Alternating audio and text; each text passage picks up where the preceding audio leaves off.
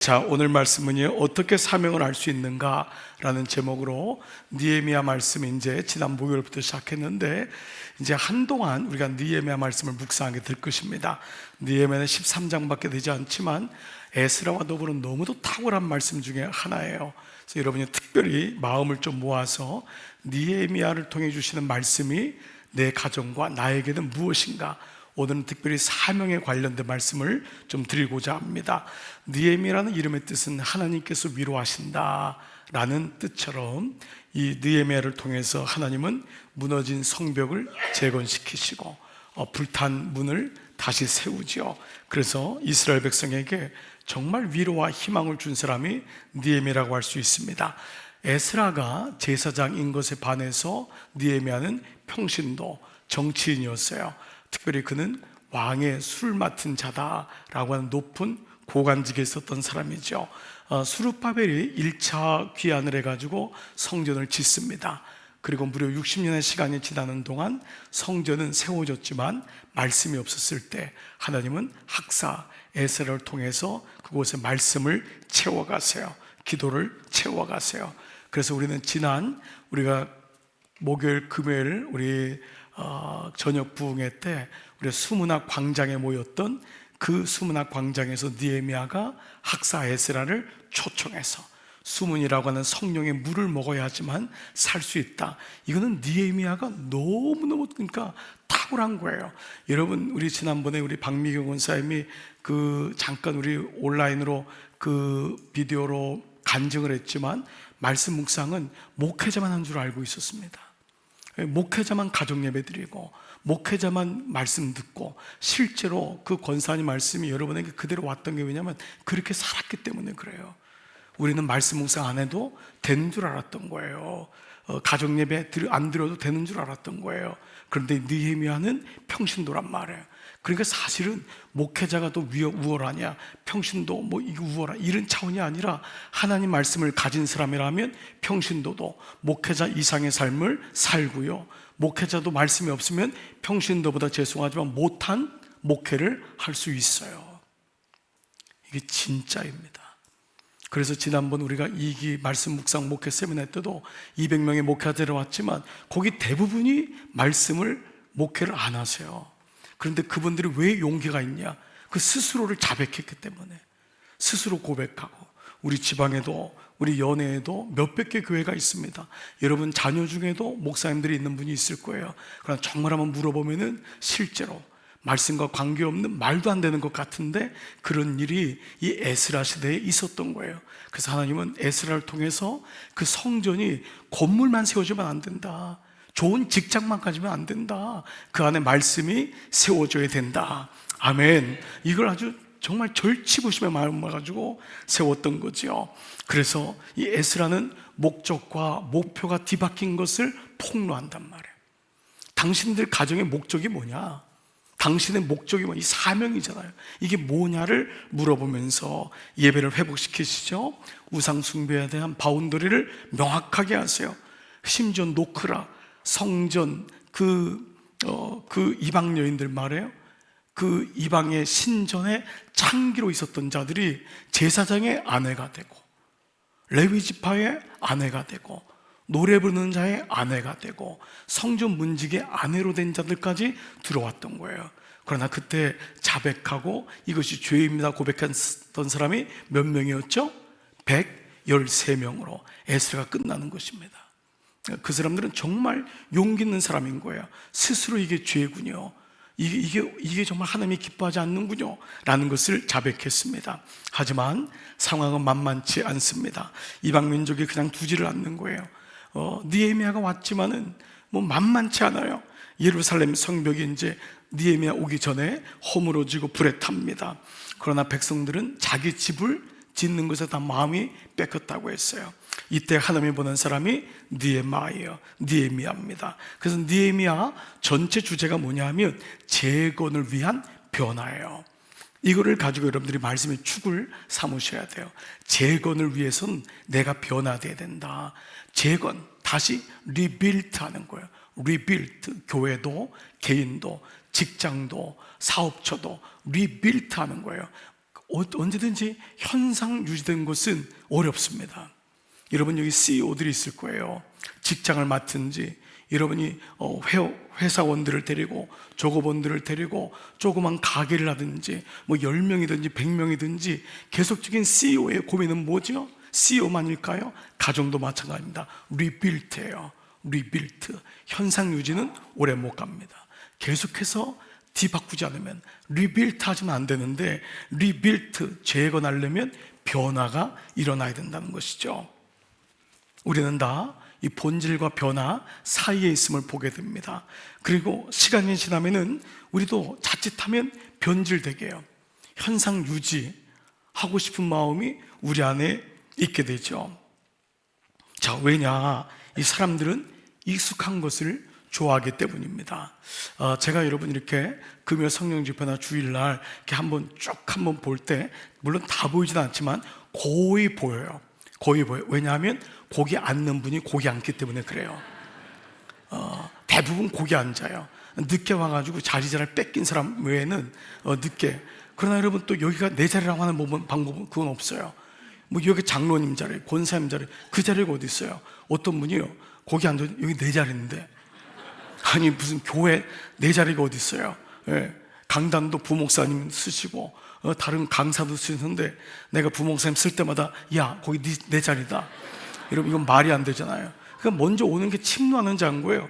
장로님도 늦으면은 뒤로 가세요. 아멘 하세요 빨리.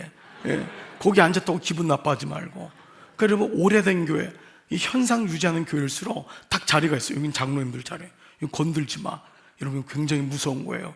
오늘 들으시는 장로님이 있다면은 아멘. 네, 무슨 말씀인지 아시니까 그만큼 내주는 거예요. 언제든지 앉으시라고. 그런데 여러분 이렇게 사람은 변화를 사실은 말은 원하지만은 변화를 원치 않아요. 그래서 앉는 자리도 그렇지만 만나는 사람도 거의 비슷합니다. 여러분 식당에 올라가면요 그 사람하고 늘 고기 안 또 먹고 있어. 그렇게 흩어지라고 해도 안 흩어져요. 늘 그 사람하고 좋아가지고 만나다가 딴 사람 딱 얘기하면은 얘기 안 해요. 거의 비슷합니다. 그래서 변화나 개혁을 마음으로는 원하지만 불편해요. 사실 신앙생활은 불편의 연습이라고 했어요. 불편해야 돼요. 예, 교회에도 주차하는 것도 불편해요. 뭐 하나 쉬운 게 없는 거예요. 근데 이걸 영적으로 잘 받아들이셔야 돼요. 목회라고 하는 거는 여러분 다 목회를 하지만 어떤 것도 편한 게 없어요. 시간이 지나면 또 바꿔야 되고 그렇잖아요. 그렇지만 편하게 되면은 좋은 것 같지만 육도 혼도 영도 사실은 다 죽습니다. 여러분 몸 보세요. 이 몸이라는 거는요 불편해야지 삽니다. 여러분 아시잖아요. 그러니까 건강한 분 보면요 몸을 그냥 안 놔둬요. 계속 불편하게. 그 본인이 안 되면은 어떻게 하죠? 그 비싼 돈을 들여서 자기를 괴롭혀 달라고. 그래서 헬스 트레이너를 그걸 하는 거예요. 그 사람은 전문적으로 몸을 괴롭히도록 그렇게 부르심을 받은 거예요. 그래서 굉장히 좋은 직업 같아요. 돈을 받고 그 사람을 괴롭히고. 그런데 그게 그 사람은 전공이에요. 전문인 거예요. 그 사람은 돈을 주는 사람도 아까운 게 아닙니다. 이런 몸을 위해서는 돈을 별로 아까워하지 않잖아요. 중요한 거예요. 건강을 잃으면 다 잃기 때문에. 네, 운동도 불편해야 돼요. 그러니까 또 보세요. 혼도요, 마음도요, TV만 계속 그냥 편하게 있어 보세요. 여러분 치매 1위가 TV입니다. 치매 1위가 아무 생각도 안 하고 그냥 TV에만 앉아 있는 거예요. 이거 굉장히 무섭습니다. 그래서 건강한 사람 보면요 TV 보는 게 딱 한정돼 있어요. 딱 꼭 볼 것만 보고 딱 끊어요. 밤 9시 되면 딱 끊어요. 이게 안 되고 막 11시 12시 비 켜놓고 이게 아닙니다. 그 책을 읽고 말씀을 듣고 이게 뭐예요? 이 혼을 계속해서 깨워주는 거거든요. 영도 마찬가지죠. 영은 수문화 광장으로 모이라고 하는 거죠. 불편한데 와서 성령의 물을 먹어야 된다는 거예요. 말씀이 들려야지만 그 영이 살아나기 때문에. 아멘. 그게 중요한 거예요. 오늘도 여러분이 피곤한데도 이 금요일은 뺏길 수 없다, 이 마음을 딱 가지니까. 저도 지금 막 목소리가 이래가지고 너무 여러분에게 죄송한데 막 아파요. 아프지만 이 시간을 뺏길 수 없다. 예, 그런 의미로 좀 물 좀 더 갖다 주세요. 좀. 예, 물이 약을 먹었더니 계속 물이 막혀가지고. 그래서 하나님은 어떤 분이냐? 하나님은 우리가 편한 꼴을 보지 못하시는 분이다. 아멘. 네, 이게 하나님이에요. 하나님은 우리가 편한 꼴을 못 봐요. 그래서 어떻게 보면 고난도 주고 아픔도 주고 일으켜 세우고, 그래서 기도자리로 나오게끔 하시고. 그러니까 이게 정말 좋은 하나님이에요. 그냥 놔두질 않는 거예요. 그래서 하나님은 느헤미야를 통해서요, 이스라엘 백성을 불편하도록 다시 깨우세요. 이게 느헤미야를 보낸 이유인 것입니다. 아멘. 그렇습니다. 제가 가만히 이 말씀 묵상하다 보니까 하나님이 저를 우리 교회로 보내신 이유가 있어요. 여러분, 그냥 놔두질 않기 때문에, 꼴을 못 보기 때문에 불편하게, 저의 사명은 여러분들을 불편하게 하는 사명을 가지고 이 땅에 태어났다고 할 수. 그래서 어떻게든지 우리가, 왜냐, 그냥 놔두면 죽으니까, 그냥 놔두면 아무것도 안 되는 거예요. 그러니까 그 안에 말씀으로 도전받고, 그 다시 말씀으로, 영어로 도전받고, 그래야지만 우리가 깨어서 일어나는 거예요. 부모의 여러분 사명이 뭐예요? 자녀를 깨우는 거예요. 자녀를 깨우는 거. 그게 부모예요. 일어나라고 하는 이 말은 부모밖에 안 해요. 일어나라, 좀 공부 좀 해라, 좀 예배 좀 가자. 이게 뭐예요? 부모죠, 부모. 그러니까 이 마음을 갖는 거예요. 그렇다면 누가 어떻게 이 불편한 개혁을 할 수 있을까? 사람들은 말로는, 생각으로는 변화해야지, 우리 기업에, 우리 가게에 변화를 줘야지 라고 말하지만은 이게 어려워요. 근데 누가 할 수 있냐면 바로 사명을 가진 자, 이 사람이에요. 사명을 가진 자. 오늘 여기 대해서 좀 말씀을 나누고 싶어요. 사명을 가진 자만이 불편을 이겨내요. 사명을 가진 자만이. 기업에도 CEO가 사명을 가졌기 때문에 직원들을 일으켜 세우고 어떻게든지 일어나려고 애를 쓰는 거예요. 개혁을 할 수 있는 거예요. 그래서 오늘 느헤미야서의 시작 1장은요, 느헤미야가 어떻게 사명을 발견했는지부터 시작됩니다. 그러니까 이제 느헤미야 말씀이 계속 새벽 기도, 그리고 새벽 큐티와 주일, 금요일, 수요일 계속 말씀이 이어질 터인데, 오늘 첫 번째 1장은 본문엔 느헤미야가 사명을 가지고 예루살렘으로 가는 장면입니다. 그런데 본문에는요, 이 느헤미야에게 하나님이 사명을 주셨다는 직접적인 언급이 없어요. 이게 아주 독특한 겁니다. 계시도 없고요, 느헤미야가 음성을 받았다 이런 기록도 없어요. 또 어떤 선지자가 느헤미야에게 당신에게 이 마음을 하나님이 주셨습니다 이런 기록도 없어요. 그럼에도 불구하고 느헤미야는 자신의 사명을 정확하게 알았어요. 어떻게 알았을까? 세 가지를 나누고 싶어요. 이 세 가지가 여러분에게 기록되고 새겨지고 이 말씀을 가지고 오늘 기도의 자리로 나가기를 축복합니다. 첫 번째는 다 같이 한번 읽겠어요. 시작. 거룩한 관심이 사명이다. 한 번만 더 시작. 거룩한 관심이 사명이다. 관심은 마음의 방향입니다. 뭔가 사명이 시작된다는 건 마음이 동한다는 거예요. 마음이 동할 때 마음의 방향이 관심이에요. 그는 지금 왕의 술 맡은 관원입니다. 그런데 그런 가운데 그는 무려 1300km가 떨어진, 여기서부터 부산까지가 꽉 잡아서 500km인데 그거를 세 번 합한 1300km가 넘어요. 그 떨어진 이스라엘, 유다의 소식을 듣습니다. 게다가 그는 포로예요. 그 뿌리가 지금은 물론 고관에 올라가 있지만 그의 할아버지도 포로였고 아버지도 포로였어요. 그래 포로 3세, 이 사람이 느헤미야입니다. 당시 페르시아의 정책은 이 이방 나라의 똑똑한 사람들을 다 대거 등용했죠. 그래서 여러분 다니엘 같은 사람, 이런 사람들이 다 그 안에 들어온 겁니다. 그러나 이 1300km나 떨어진 이스라엘을 그는 가본 적도 없어요. 한 번도 가본 적이 없는 거예요. 그런데 오늘 본문 2절에 보니까요, 다 같이 읽어볼게요. 시작. 나의 형제 가운데 하나인 하나니가 다른 사람들과 함께 유다에서 왔기에 이리로 사로잡혀 오지 않고 그곳에 남아있는 유다 사람들은 어떠한지 예루살렘의 형편은 어떠한지를 물어보았다. 네, 그러니까 공간적으로 완전히 떨어져 있는데 그의 관심은 어디 있죠? 예루살렘에 있는 거예요. 예루살렘. 그 성전을 둘러싸고 있는 예루살렘 성벽이 무너지고 있다고 하는, 성문이 불타고 있다는 그 마음이 있는 거예요. 그러니까 몸은 편한데 마음은 예루살렘에 있어요. 자기는 궁궐에 있는데 불타는 성벽이 자꾸 생각이 나는 거예요. 하나님의 도성이 유린돼서 그 이방 민족에게 밟히는 게 자꾸 마음이 아픈 거예요. 그래서 그 땅을 바라보면서 가슴앓이를 해요. 이게 느헤미야. 하나님이 그 마음에 불을 던져요. 그래, 모든 사명은 어디서부터 시작하냐면 놀랍게도 그 마음에서부터. 그 마음이 말씀을 듣는데 꼭 나에게 주시는 말씀 같아요. 그 마음이 불타기 시작하는 거예요. 이게 사명의 시작인 줄 믿습니다. 사명은 목회자나 선교사님이 갖는 게 아니에요.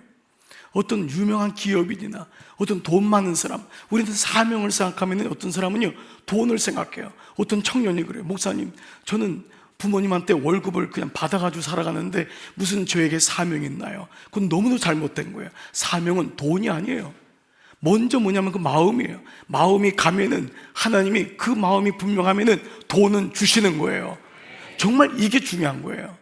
대부분의 사람들이 목사님 저는 월세 살고 있는데요, 제 집 명의도 없는데 무슨 사명입니까? 그 사명을 잘못 알고 있는 거예요. 사명은요 자가용, 자기 집 여기서 시작되는 게 아니에요. 사명은 마음인 거예요. 그 마음에 하나님의 불꽃이 들어가는 줄 믿습니다. 여러분이 우리 교회에도 사명을 가지고 산 사람이 있어요.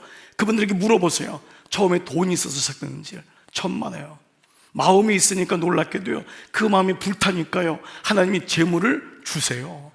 참 이게 놀라운 거예요. 여러분, 이 은혜가 있기를 축복합니다. 그러니까 청년 때부터 나는 고아에 대한 마음이 있다 하면은 하나님이 고아를 먹이시도록 하시는 줄 믿습니다. 이게 실제로 일어나는 거예요. 여러분, 6.25 당시 얼마나 찢어지게 못 살았습니까? 그리고 너무도 많은 고아가 우리나라에 생겼잖아요. 그런데 미국에 있는 한 모임에서요 6.25 그때 가가지고 고아들을 찍은 기록 영화 있잖아요. 다큐멘터리, 흑백. 그거를 모임에서 틀어준 거예요. 모임에서 틀어줬는데 그 모임에서 신실한 크리스천 부부가 그거를 보다가 너무 마음에 찔림이 온 거예요. 나는 이렇게 잘 먹고 잘 사는데 왜 저런 나라가 세상에 있다니. 그 아시아인, 한국이라는 이름을 들어본 적도 없는 그 사람들의 마음에 찔렸는데 이분이 거기서 그냥 얼마의 헌금을 하고 돌아왔어요. 그런데 이 남편의 마음이 편하지 않은 거예요. 자꾸 아내한테 한국을 가겠다는 거예요. 그때 한국까지 비행기가 직접이 없습니다. 배를 타고 와야 되는 거예요.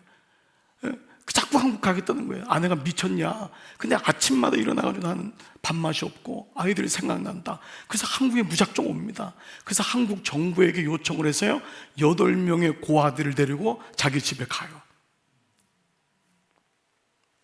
이 부부가 만든 게 바로 남편 이름이 제임스 홀트 재단이에요. 그 유명한 홀트 재단 지금도 있잖아요. 지금도 이 홀트 재단이 고아의 아버지, 어머니가 된 거예요, 이 부부가. 그런데 이 아내도 그 남편의 얘기를 들은 마음에 불꽃이 많은 거예요. 이 사람들이 자기 자녀들이 있는데 8명을 입양해서 사니까 힘든 거예요. 그래서 집을 짓고 거기다가 하고 혼자니까 어려우니까 지인들에게 얘기를 한 거예요.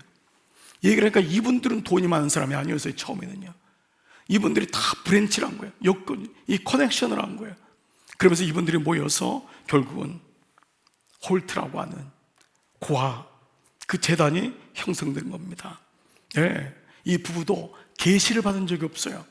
어느 목사님이 이거를 하시죠 이런 얘기를 들어본 적이 없어요. 그냥 말씀을 듣다가 우연치 않게 길을 가다가 그 마음에 불씨가 떨어졌는데 이것이 하나님이 주시는 것이 아닐까 거룩한 마음이 일어났던 거예요.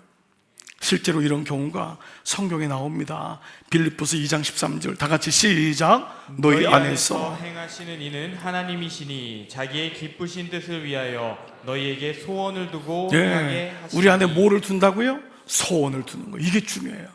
하나님이 내 안에 소원을 주시는 거예요. 소원을. 한 아이가 엄마가 아빠가 케이크를 생일로 줬더니요 너 어떻게 했으면 좋겠냐, 너 소원을 빌어라, 우리 그런 거 하잖아요. 근데 이 아이가 갑자기 우는 거예요. 우니까 엄마 아빠가 야, 그 정도로 큰 선물이냐? 도대체 뭔 선물인데 우냐 했더니 할머니가 요양원에 있었던 거예요. 할머니가 자기가 할머니같이 요양원에 있는 할머니들을 도와주고 싶은데 그 마음이 온 거예요. 자기가 위시를 그거를 소원한 거예요. 요양원을 세우고 싶다고.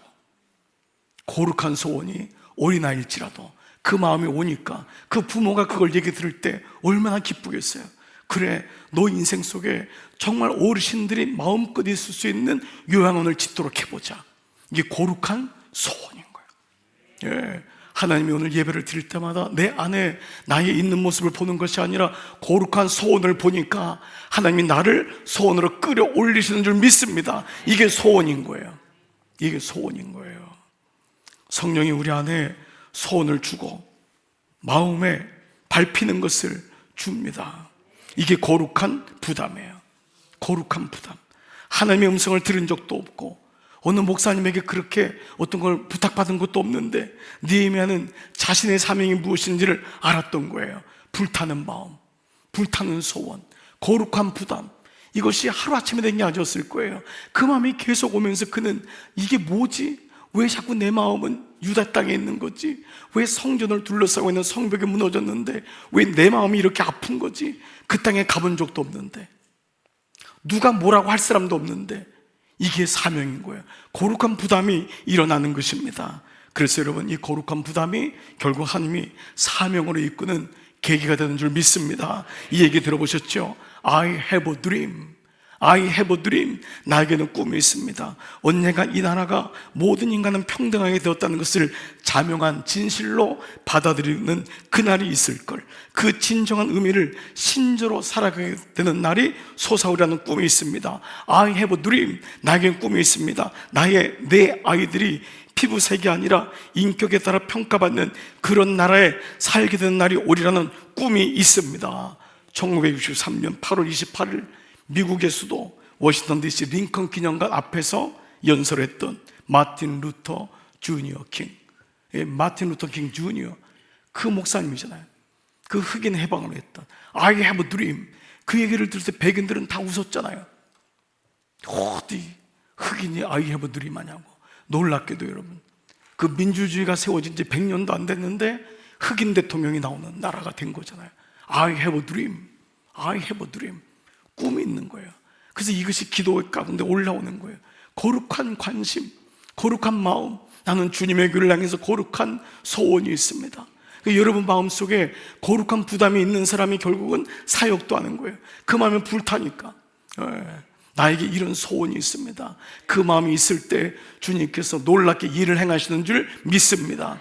우리 교회 이번 주 칼럼에 나가겠지만 지난주엔 정말 역사적인 날이에요. 사실은요, 어찌 보면 그냥 그럴 수 있겠지만 처음 제가 저희 교회 왔을 때 처음 시작했던 학교가, 요즘 학교가 너무 많죠. 우리 교회도 많이 생겨졌는데 중보기도 학교였어요.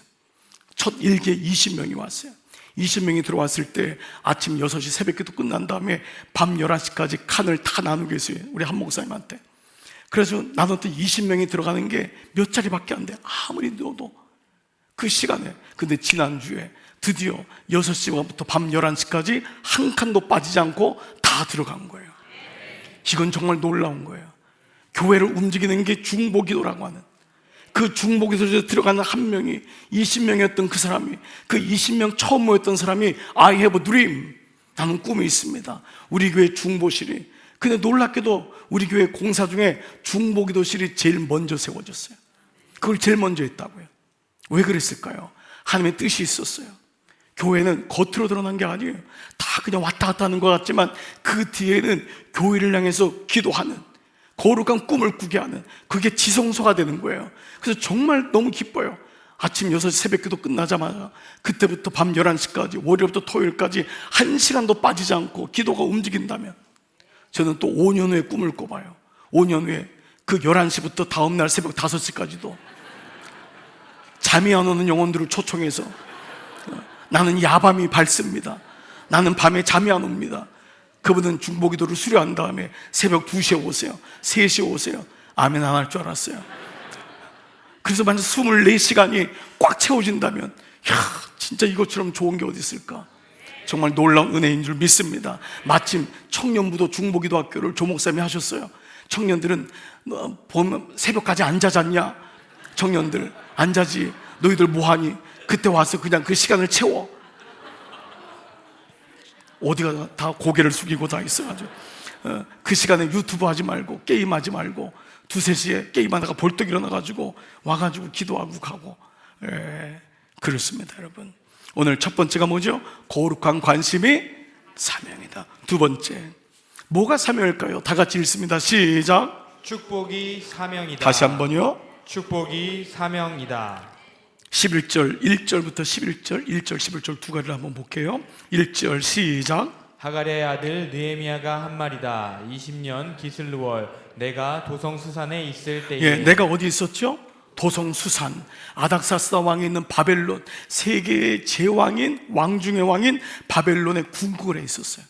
궁궐에 있어 이 사람이. 바벨론에 있는 것만 해도 대단한데 궁궐에 있었어요. 그때 11절 주님 시작. 주님 종의 간구를 들어주십시오. 주님의 이름을 진심으로 두려워하는 주님의 종들의 간구에 귀를 기울여 주십시오. 이제 주님의 종이 하는 모든 일을 형통하게 하여 주시고 왕에게 자비를 있게 하여 주십시오. 그때에 나는 왕에게 술잔을 받아 올리는 일을 맡아보고 있었다. 여러분, 성전은 돌아오졌어요. 성전이 세워졌는데 그 성벽이 무너지고 더러워지고 그래서 늘 이방 민족의 침략을 받아요. 그걸 들으니까 너무 마음이 아픈 거예요. 52일 만에 그곳에 가서 완공을 하는데 이게 말이 50일이죠. 1300km 떨어진 곳까지 모든 물자를 다 수송을 해야 되는 거예요. 게다가 이 느헤미야를 미워하는, 이제 주일날 말씀드리겠지만 호시탐탐 암살하려고 하는 모압과 암몬 족속들이 있는 거예요. 느헤미야 하나 죽이면 끝나니까. 그러니까 그 사람들 이 물자도 보호를 받아야 되고 그 당시 산적이 얼마나 많겠어요. 도적이 얼마나 많겠어요. 그거를 보호해줄 군대가 필요한 거예요. 이 모든 일이 누구로부터 오는 거죠? 하나님으로부터 오지만 이 땅의 왕인 아닥사스다 왕의 도움을 받아야 돼요. 왕의 도움을 안 받으면 이 일이 실제로 일어나지 않는 거예요. 그러니까 보세요. 근데 이 아닥사스다 왕이 웬일이에요? 다 도와줘요. 왜냐? 이 느헤미야의 직업이 뭐라고요? 술 맡은 관원이라고. 이미 목사님들을 통해서 여러분 들으셨지만 술 맡은 관원은 그냥 술자리에 앉아있는 술 부장이 아니에요. 어떤 분이 묵상에다가 이 사람이 술 부장이구만 이렇게 썼대요. 자기 눈으로 보면 안 돼요. 성경을 자기가 했던 거를 삼아가지고 나하고 똑같네, 술 부장이 아니라 이 사람은 술 맡은 관원은 엄청난 자리예요. 왕의 것을 먼저 시음해보고. 왜냐하면 이 아버지인 아하수에로 왕이 독살당했거든요. 이 사람은 무지 민감한 거예요. 그러니까 자기가 정말 믿고 믿을 수 있는 사람을 세우는 게 술관원입니다. 술관원은 그야말로 모든 왕들의 자리에서 함께 있어야 되는 거예요. 그래서 정말 믿을 사람이에요. 나가서 말도 안 하고 정말 철저하게 신뢰받을 수 있는 사람이 술관원이에요. 즉 느헤미야는 술관원이라는 다른 이름을 하나 더 가지고 있는 축복을 받았던 거예요. 자, 이게 뭐냐? 축복이란 건 뭐냐면 내가 하나 더 가지고 있는 것, 이게 축복이에요. 그러면 축복을 안 받은 사람은 사실 아무도 없어요. 여러분, 축복은 뭐 엄청난 재산을 받거나 뭐 연예인같이 생기거나 뭐 엄청나게 노래를 잘하거나 그런 탤런트, 그게 아니에요. 내가 하나 더 가지고 있는 것, 이것이 있습니다. 근데 이게 자기의 정체성과 연결되는 거예요. 하나님은 모든 사람마다 1달란트, 2달란트, 5달란트 모든 걸 주신 거예요. 안 준 사람은 아무도 없는 거예요. 그래서 축복을 받았다고 하는 사람은 분명히 내게 주신 하나님의 또 다른 것이 있음을 알게 돼요. 참 이게 중요합니다. 축복은 내가 하나 더 가지고 있는 것. 에스더를 보세요. 에스더가 여왕이 되잖아요. 간택되잖아요. 이 에스더가 아하수에로 왕의 부인이 되는 거예요. 부인이 됐잖아요. 간택됩니다. 근데 이 하만의 모략에 의해서 유대인들이 이제 몰살당하게 되었을 때 이 에스더를 키웠던 삼촌 모르드게가 뭐라고 합니까? 이때가 아니냐, 네가 왕한테 가야 된다. 왕에게 가서 이것이 누명이고 모함이라는 것을 얘기해야 된다. 그러자 에스더가 뭐라 그래요? 삼촌, 내가 가고 싶지만 왕이 부르지 않으면 갈 수가 없습니다. 그리고 내가 왕이 안 부른 지 30일이 넘었습니다. 그게 에스라 4장 11절이에요. 다 같이 한번 읽겠습니다. 남녀 시작. 남녀를 막론하고 부름을 받지 아니하고 안뜰에 들어가서 왕에게 나가면 오직 죽이는 법이요 왕이 그 자에게 금규를 내밀어야 살 것이라. 이제 내가 부름을 입어 왕에게 나아가지 못한 지가 이미 30일이라 하라 하니라. 네, 에스더의 말이 논리적이에요. 이게 합리적인 것입니다. 그런데 이때 이 모르드게가 뭐라고 대답한지 보세요. 그 다음에 4장 11절, 이때에 너가 만일 잠잠하여 말이 없으면 유다인은, 하나님은 다른 사람을 통해서도 그들의 노임과 구원을 얻게 할 거라는 거예요. 네가 아니면은 다른 사람을 통해서도 하나님은 하나님의 일을 하신다는 거예요. 참 이게 정말 모르드게가 굉장한 사람이에요. 이 얘기를 하면서 너와 내 아버지 집은 결국은 멸망할 거다. 너가 왕후의 자리를 얻은 것이 바로 이때를 위함이 아닌지 누가 알겠느냐. 에서가 이때 내가 다른 사람보다 하나 더 가졌구나, 이게 왕위의 자리라는 것을 알았어요. 너에게 네가 안 해도 하나님은 누군가를 통해 하신다는 거예요. 참 이 메시지가 강력한 메시지입니다. 그런데 너가 하나 더 가지고 있는 그것이 너의 사명과 연결이 있다는 거예요. 그래서 우리는 내가 하나 더 가지고 있는 것 분명히 있단 말이에요. 그거를 찾는 거예요. 그리고 그것이 오히려 사명이 되는 거예요. 사랑하는 여러분, 나는 없어요, 나는 아무것도 없어요. 그건 하나님을 모독하는 겁니다. 하나님이 우리에게 주신 거예요. 아무리 난 없어야 하면 이 삶의 의미가 뭐가 있어요. 근데 가만히 보면요, 그 보여요. 언제 보이냐? 기도하면은, 연결이 되면은, 하나님과 연결이 되면은 나에게 주신 것이 있구나. 어떤 사람은 근면한 걸 주고 부지런함을 주신 분이 있어요. 어떤 분은 약속을 잘 지켜요. 신실함을 가진 사람이 있어요. 어떤 사람은 보면은 남을 궁휼히 여기는 마음을 주신 사람이 있어요. 어떤 사람은 그 마음에 축복을 나누고 싶고 사람을 키우고 싶은 사람이 있어요. 여러 마음이 있어요. 하나 더 가지고 있는 것, 이것을 발견하는 거예요. 주님, 저에게 하나 더 준 것이 무엇입니까? 놔두면 안 되는 거예요. 그래서 달란트 비유에서 종들은 하나 더 가진 것을 묻어버리면 악하고 게으른 종이 되는 거예요. 그걸 가지고 효율적으로 장사했다 그랬어요. 장사했다고. 그 하나를 가지고 내가 한 달란트인데 하나가 더 있군요, 이걸 가지고 잘 개발한 거예요. 그랬더니 놀랍게도 그 하나님께서 청지기에게 착하고 충성된 종이라고 말씀하신 것입니다. 두 번째, 느헤미야는 축복이 사명이다. 내게 준 축복을 그냥 안고 있지 마세요. 여러분, 내가 어떤 모양의 축복을 자꾸 나누세요. 그 나눌 때 놀랍게도 그 은혜가 흩어가요. 주님의 일이 이루어지는 줄 믿습니다. 그래서 마음에 불꽃이 일어나고 나는 이 마음을 자꾸 연습하는 거예요. 여러분, 사람은요, 이거 내 거야, 내 거야, 내 거야 되면 내게 되는 것 같습니까? 그렇지 않아요. 정말 찬양 가사처럼 사랑은 나누는 것, 나누는 것, 나누면 점점 커지는 거예요. 이게 그리스도에 있는 하나님의 사람에게 주신 놀라운 은혜예요. 여러분, 자꾸 이렇게 안으로만 들어가지 마세요. 내 새끼, 내 거, 육적인 혈육의 자녀, 이걸로만 자꾸 가면 안 돼요. 여러분, 여기서부터 넓어지셔야 돼요. 영적인 자녀로 자꾸 넓어지고, 물질도 마음도. 그런데 하나님이 더 그 지경을, 영역을 넓혀주신 줄 믿습니다. 그러니까 이럴 때 하나님의 사람들을 연결시켜주고 얼마나 풍요로운 삶이 되는지 알 수가 없어요. 자, 세 번째, 다 같이 읽겠습니다. 시작. 상처가 사명이다. 다시 한번 시작. 상처가 사명이다. 3절 4절을 한번 보겠습니다. 그들이 시작. 그들이 나에게 대답하였다. 사로잡혀 오지 않고 그 지방에 남은 사람들은 거기에서 고생이 아주 심합니다. 업신여김을 받습니다.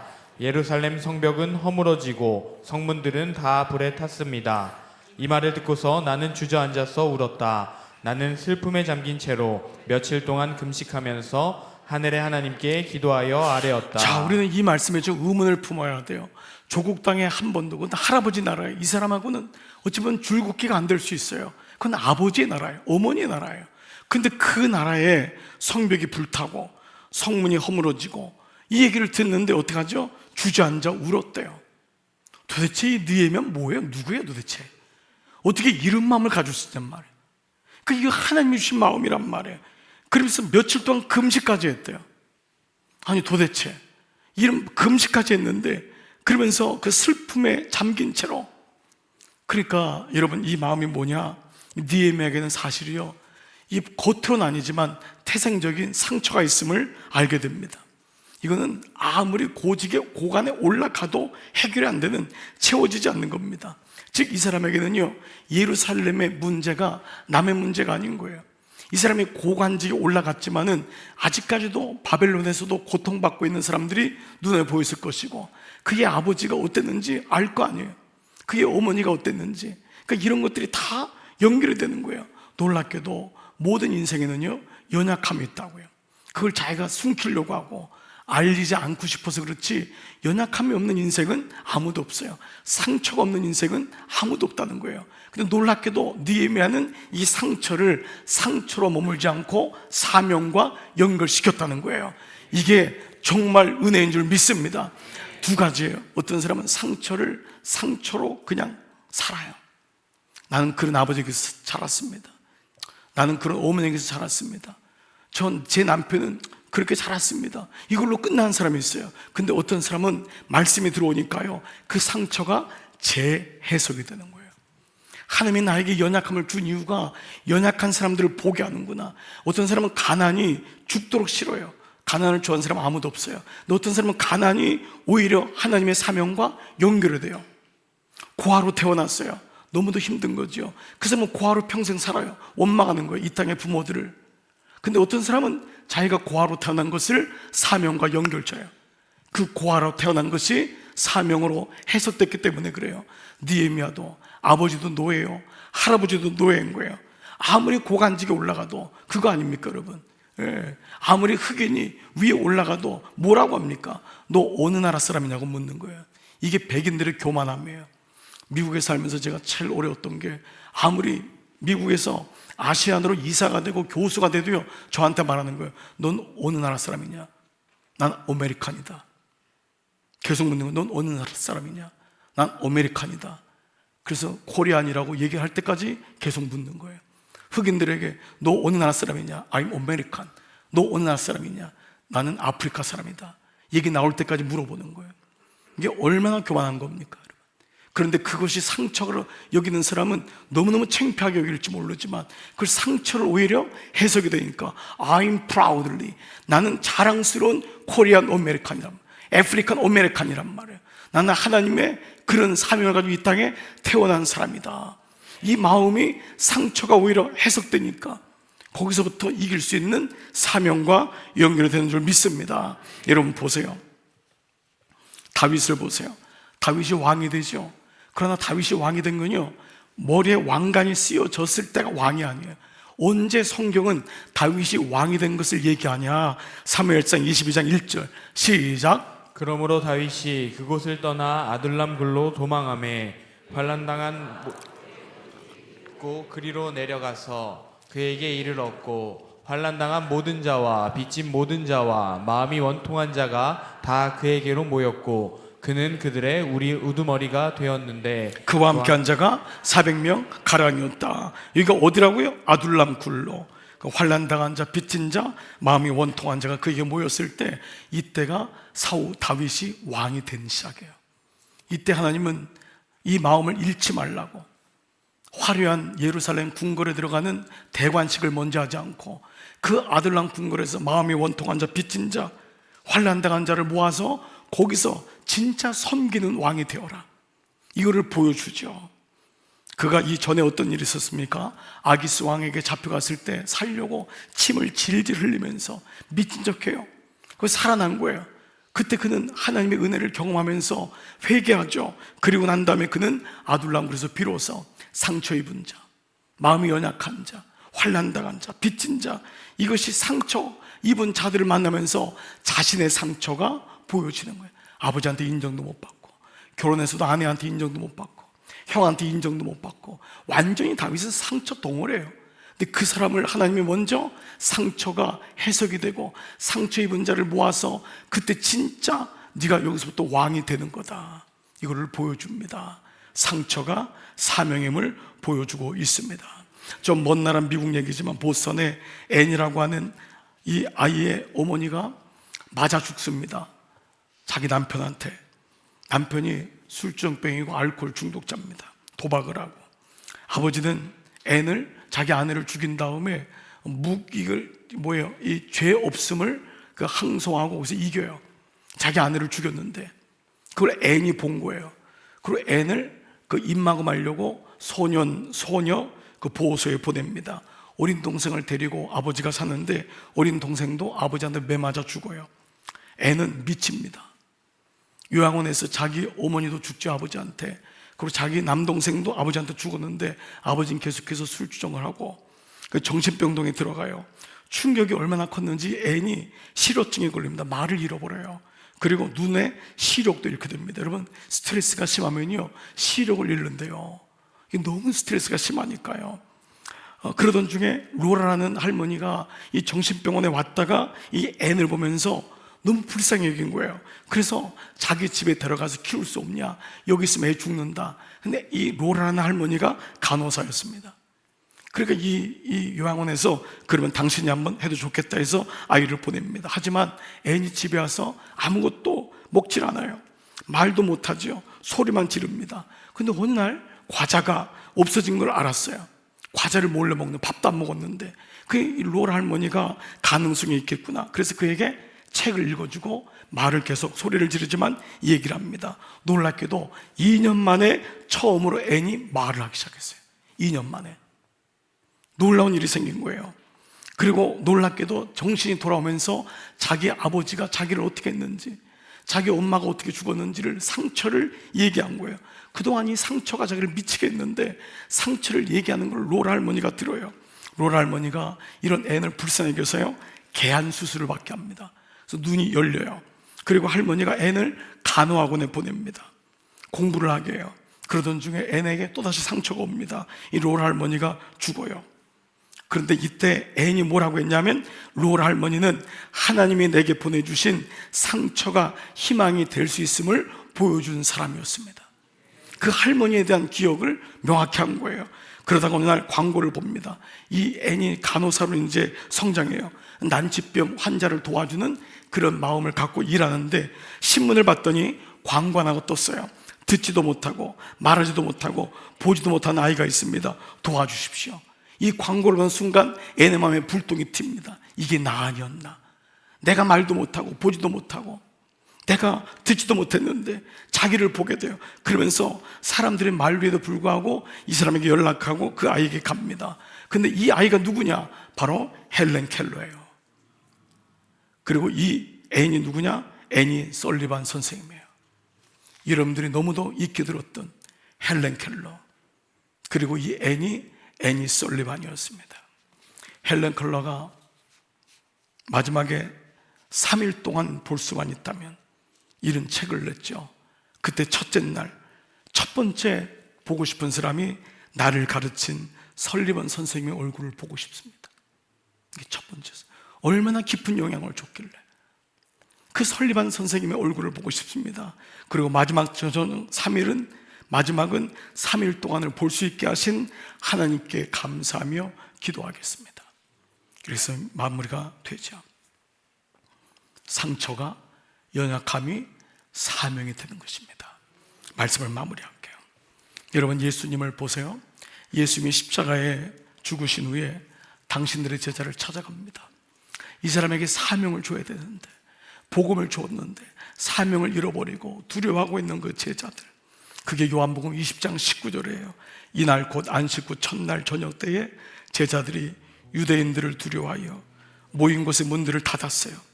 그 마음의 문을 완전히 닫아버린 거예요. 이건 공간적인 문만이 아닙니다. 마음을 닫아도 끝났다.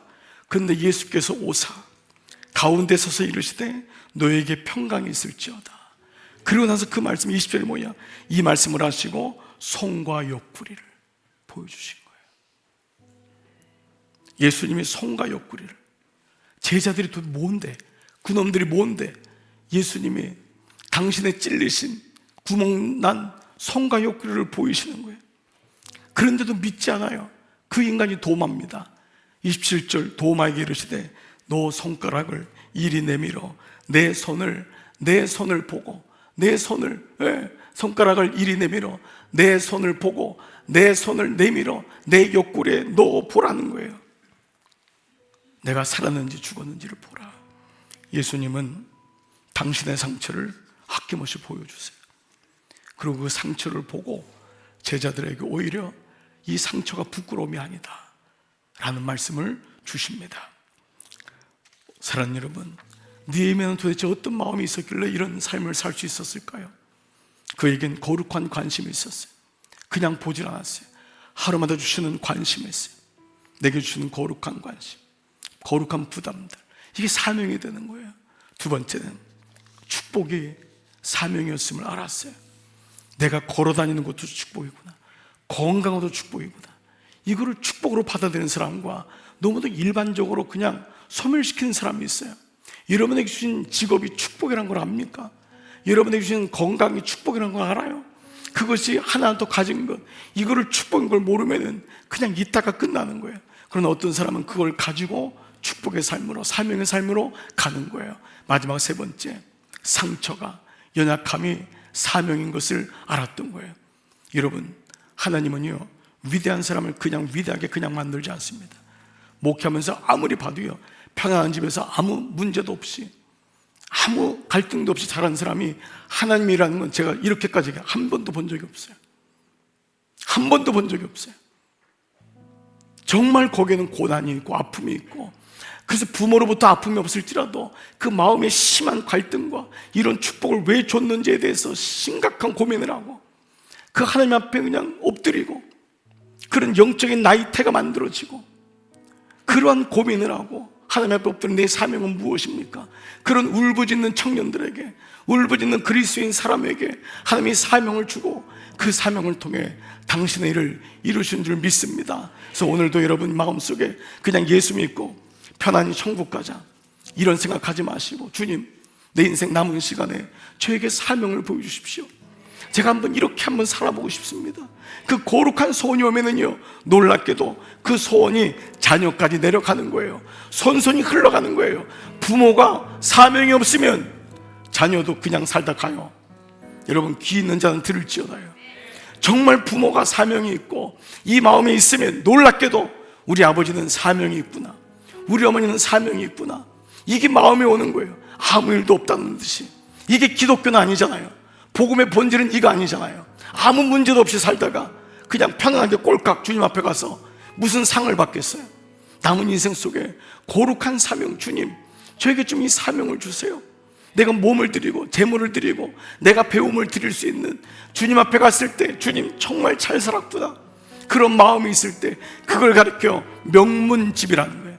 그 집이 명문대학에 나왔기 때문이 아니라 진짜 명문집, 정말 하나님의 명문 가정, 신앙적인 가정, 느헤미야 같은 그런 하나님 앞에 정말 살고 싶어하는 몸부림, 기도, 금식하고 간절히 기도하고 그 마음이 있는 거예요. 여러분, 금식한 게 언제였어요? 금식한 게 언제였어요? 금식해 본 적 있어요? 오늘날 금식이란 단어처럼 환영받지 못한 단어가 어디 있어요? 그냥 몇 시간 되는 데 가지고 먹을 거 사가지고 사진 찍어가지고 올리고, 여기서 먹었다는 거예요. 금식한 걸 사진 찍어서 보는 사람은 아무도 없어요. 오늘날 정말 주님 앞에 요즘 이런 사람이 있을까? 하나님은 그 느헤미야가 우리에게 부담은 될지라도 하나님 오늘도 느헤미야를 찾으시는군요. 내가 부족하지만 그런 느헤미야 같이 영적으로 깨어서 하나님 앞에 거룩한 소원을 가지고 살아가는 그 사람이 되고 싶습니다. 그게 교회에 임하는 부흥인 거예요. 거기에 그게 정말 이 마음이 오는 거예요. 오늘 이 말씀이 여러분 가운데 새겨지고 들려지기를 축복합니다. 그래서 우리 주님 앞에 갈 때까지 정말 그런 마음을 가지고 일어나는, 정말 한번 크게 한번 그런 사람이 될 줄 믿습니다. 네, 정말 아멘을 정말 이렇게 하지 마시고, 정말 여기서 그냥 집에 가려고 생각하지 마시고, 오늘 이 말씀이 내 말씀인 줄 믿습니다. 아멘. 내 자녀들이 그런 자녀들일 줄 믿습니다. 정말 이런 고백이 오늘 이 밤에 일어나기를 주의 이름으로 축복합니다. 아멘. 아멘.